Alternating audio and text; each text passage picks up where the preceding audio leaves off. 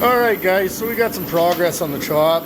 Starting to do some body filler and some primer. Just working on it piece by piece.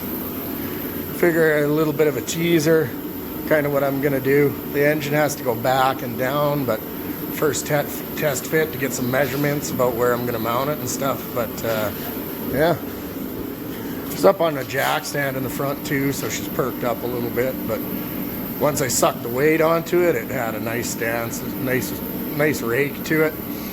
But yeah, this is kind of where we're at tonight. And that chop turned out really good. So just a pile more body work and just piece by piece. So kind of think I'm just going to run like a small block type header for G body, but what I'm going to do is I'm going to cut these pipes off and then just extend them like 6 inches, just enough to get them to the block, and then have it come down like this and then run like a Lakes pipe and then come out. So yeah, you can see it's just kind of sitting here, but can come back quite a bit. That should get it to clear the cross member here too, and then it'll drop down a bit more, but just kind of seeing.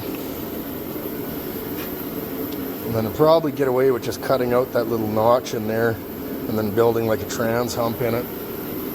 Just enough so I can get to the bolts at the back of the engine. So, yeah.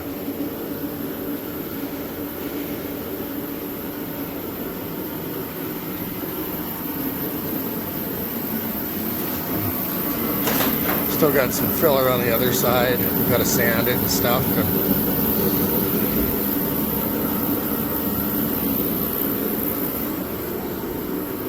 Turning out pretty good. Still got to take some out of the door too and get it setting right, and then get that line right across there to line up nice and even. But yeah, just coming along little by little.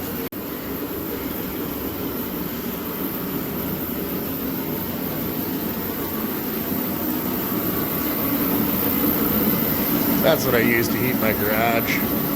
It's not bad, but some days has trouble keeping up. But yeah.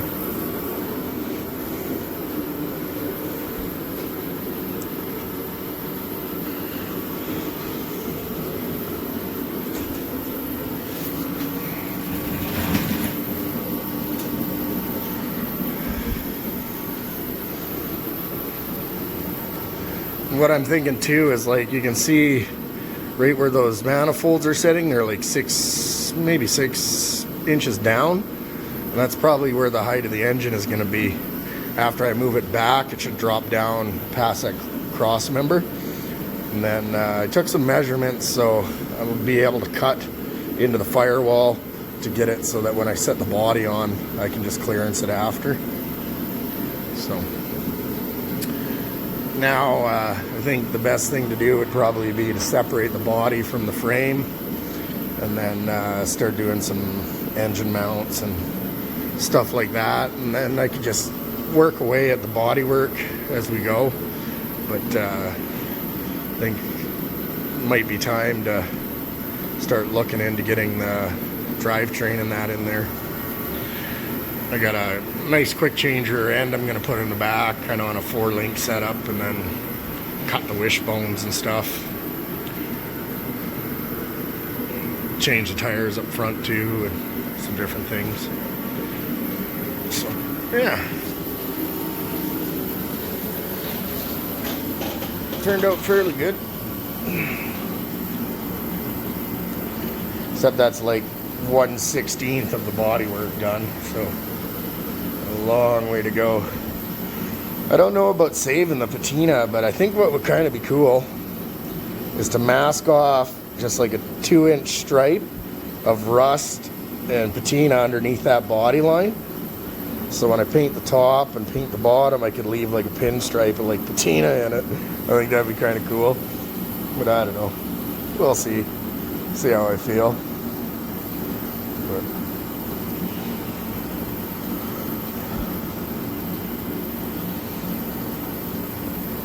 And I got to get on getting some wood or metal or whatever I'm going to put in the top too, because I got to get that stuff all plumb and where it is before I can start fillering and stuff. Or when I go to move it and flex it and try to put it in place, it'll just crack. So that's probably about the last of the structural stuff I'll have to do, other than putting the diamond plate or plywood floor in the car. So yeah, just have to take a little more out of that door. It's close.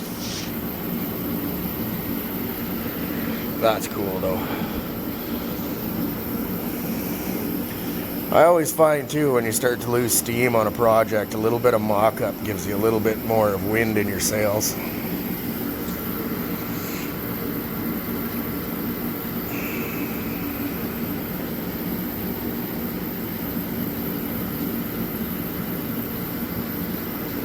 Alright guys, happy holidays. Stay tuned guys. Later.